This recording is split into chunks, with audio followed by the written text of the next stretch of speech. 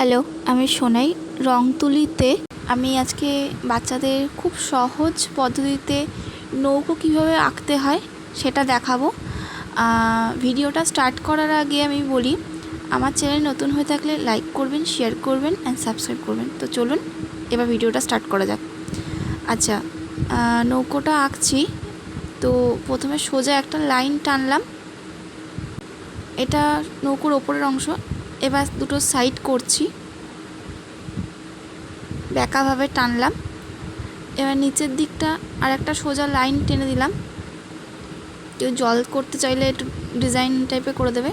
এবার ওপরের ঘরটা করার জন্য আমি প্রথমে লিখলাম।